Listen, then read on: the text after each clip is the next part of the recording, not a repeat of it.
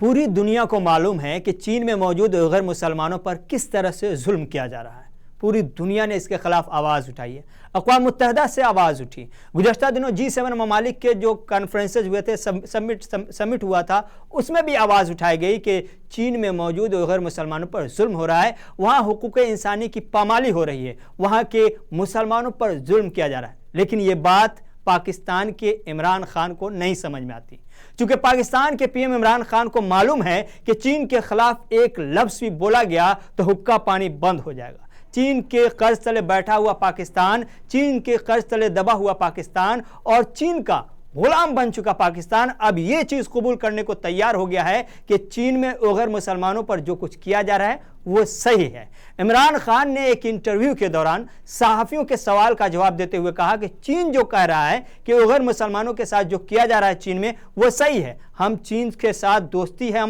ہمارا رشتہ اعتماد کا رشتہ ہے، اس لیے ہم چین کی بات پر بھروسہ کرتے ہیں کہ غیر مسلمانوں کے ساتھ جو ظلم ہو رہا ہے اور چین جو چھپانے کی کوشش کر رہا ہے وہ سچ ہے۔ یعنی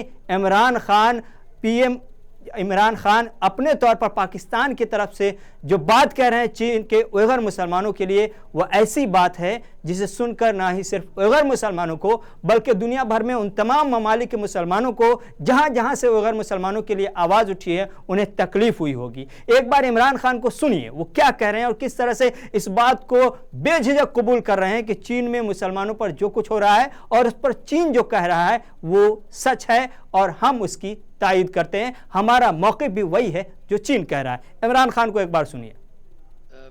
First of all, our interaction with the Chinese officials, that version of what is happening in Xinjiang is completely different to the version of what we hear from the Western media and the Western governments. So, because we have a very strong relationship with China, and because we have a relationship based on trust, so we actually accept the Chinese version. You know, what they say about their programs in Xinjiang, so we accept it. You know, the Chinese version is completely different to the version which we hear from the Western media and the Western government. So because of our close proximity and relationship to China, we actually accept the Chinese version. And I again repeat, we find it very hypocritical that while the Uyghurs situation is highlighted so much and Hong Kong, on the other hand, Kashmir, which is a disputed territory between Pakistan and India, and the United Nations Security Council resolutions which gave the Kashmiris the right to choose their own destiny through a plebiscite, yet there's hardly any mention of Kashmir, where 100,000 of Kashmiris have died. So this is what we find in Pakistan very hypocritical.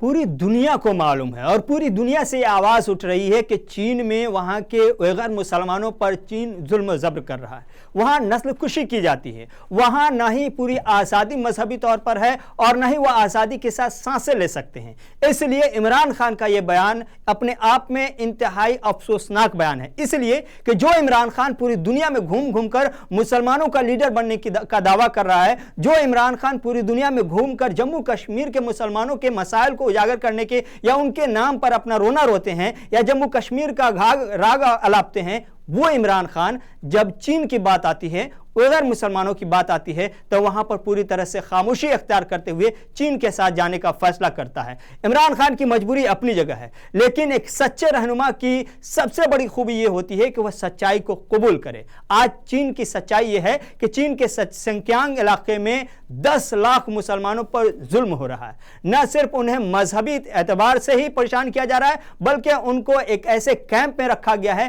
جسے نام ری education camp کا ضرور دیا گیا ہے، لیکن وہاں ان کے پر جس طرح سے ظلم ہوتا ہے آپ اندازہ نہیں لگا سکتے۔ انہیں نہ ہی اپنے مذہب کے اعتبار سے عبادت کرنے کی آزادی ہے، نہ انہیں داڑھی ٹوپی پہننے کی آزادی ہے، نہ بچوں کا مسلمان نام رکھنے کی آزادی ہے۔ اور یہاں کے پچھلے دنوں خبر بھی آئی تھی، رپورٹ بھی آئی تھی کہ رمضان کے دنوں میں